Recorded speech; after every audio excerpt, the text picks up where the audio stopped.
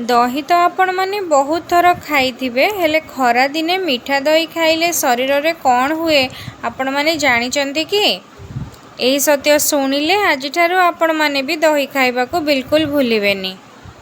गरम दिन रे मीठा दही केवल स्वादिष्ट लगे नहीं, यह शरीर को तुरंत एनर्जी दे थाए, पेट को ठंडा रखे आ जेहेतु दही रे कैल्शियम थाए यह हाड़ को मध्य मजबूत करथाए। तेबे चलंतु आज बहुत सहजरे मीठा दही बनैबा बा मिष्टी दही बनैबा। सेतिपाई मु एठी 1.5 लिटर पाखापाखि कंचा क्षीर नहीं जाइछि। एबे गैस रो फ्लेम को ऑन करी क्षीर को फुटिवा पई छाड़ दबा।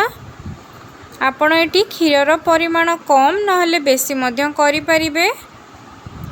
5 रु 10 मिनिट क्षीर फुटी आसिले सेथिरे मीठा पई चीनी नहले गुड़ दिया जिवो। मु एठी खजूरी गुड़ दे देइछि, आपण जेते मीठा खाउतिबे सेई अनुसार देबे। मु एठी 2 स्पून पाखापाखि खजूरी गुड़ दे देइछि। गुड़ दे सारला परे आ 5 मिनिट क्षीर को फुटेई देबी।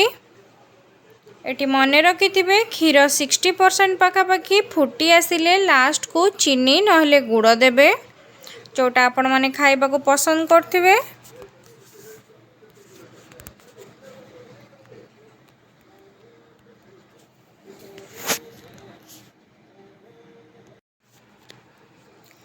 जनरली एठी गुड़ देले दही रे आपे आपे कलर आसी जिवो। जदि चीनी देउथिबे ताहले प्रथमे चीनी को टिके कैरामलाइज कर देबे और लास्ट को कैरामलाइज चीनी को क्षीर रे दे देबे। जो समय रे हम एठी गुड़ को दबा सेही समय रे ताहले चीनी देले भी आपणको मिष्टी दहीटा कलर आसी जिवो तार भलो। आ मने रखिथिबे क्षीर को सब बेले भल से फुटेइबे ताहले दहीटा पूरा ठीक हबो। एबे देखंतु क्षीर फुटिकी पूरा अधा हेई जाइछि।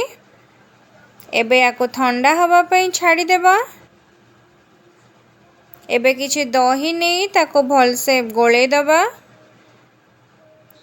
जेमति दहीटा पूरा चिकन हेई जिवो।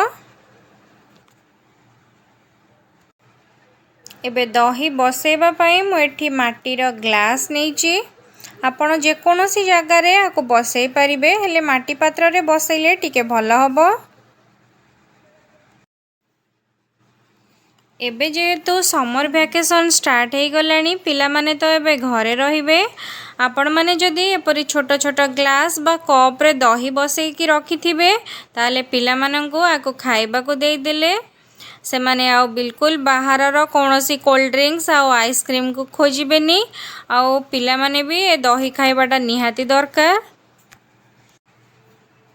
एबे दही को ग्लास रे दे दबा। एबे क्षीर एठी नख उषुम अछि, एई समय रे क्षीर को दही बसेबा पई दे देबे। सबुथिरे देई सारला परे एबे आको 8 रु 10 घंटा पर्यंत गोटे सेफ जगह रे रखि दबा। एमती जगह रे रखिबे जेमति कि क्षीरटा माने बेसी हलचल न होबो, डिस्टर्ब न होबो। 8 रु 10 घंटा पर देखंतु मु देखौछि एबे हमर मीठा दही बा मिष्टी दही पूरा रेडी हे जाइछि।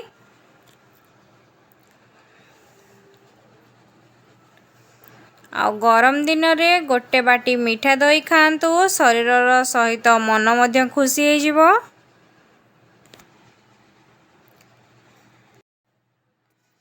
गरम दिन रे गोटे बाटी मीठा दही खांतु, शरीर सहित मन मध्य पूरा खुशी हे जिवो। आ पिला मानंको आको बनेकी निहाती खुआंतु। जदि आपण मानंको मो वीडियो भल लागिथिबो ताहले गोटे लाइक कर देबे आ मो चैनल को सब्सक्राइब करबा पई बिल्कुल भी भूलिबेनी। रहुची पुणी कथा हबा गोटे नुआ वीडियो रे। नमस्कार, जय जगन्नाथ।